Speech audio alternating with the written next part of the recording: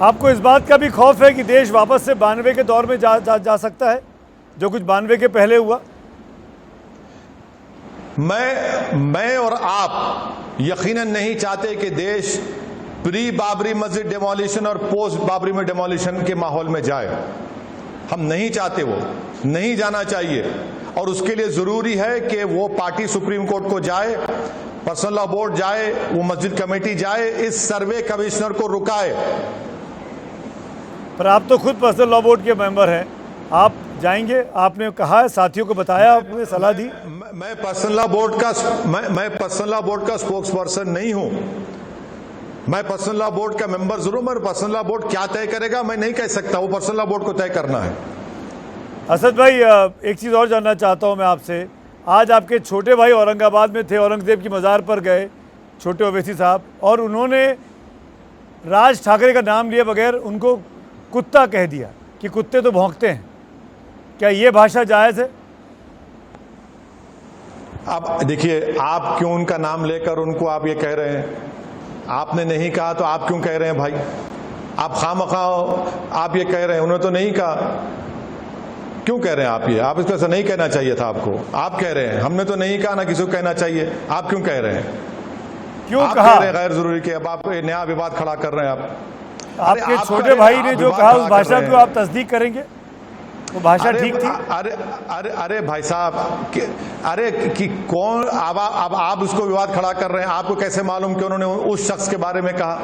तो किसके बारे में कहा? क्यों कहा आपने? फिर किसके बारे में कहा? अरे किसके बारे में कहा नहीं कहा, वो किसके बारे में कहा नहीं कहा, देश की जनता जानती है, औरंगाबाद की जनता उसको महसूस करती है। मगर आप क्यों कह रहे हैं उसको, उस शख्स का नाम लेकर गैर जरूरी के?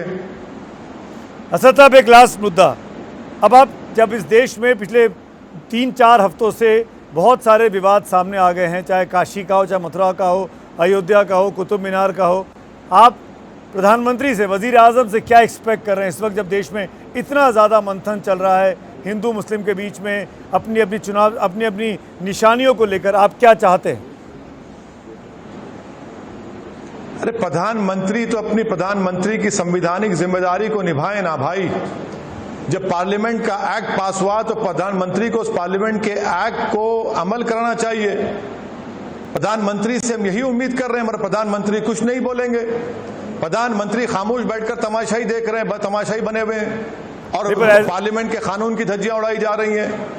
असद भाई, ये अटैक तो आप पर भी हुआ जब हैदराबाद में इतनी खतरनाक हत्या हुई, आप भी 2 दिन तक शांत रहे, कोई ट्वीट नहीं किया आपने।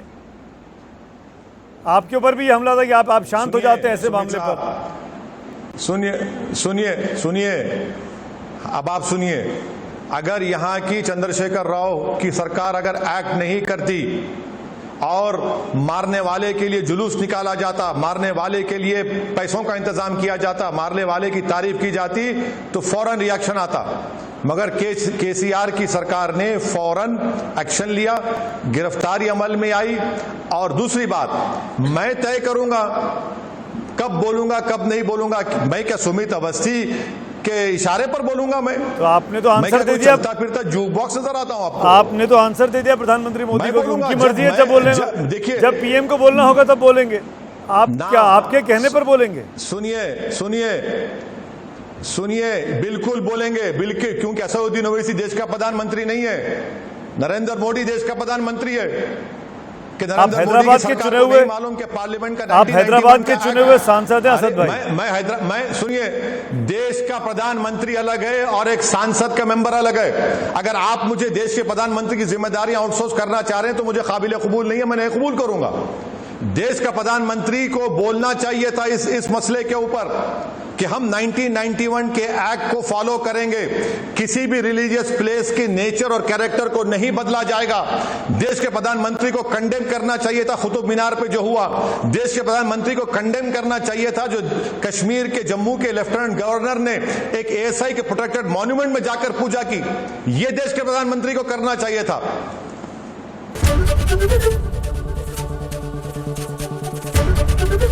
एबीपी न्यूज आपको रखे आगे।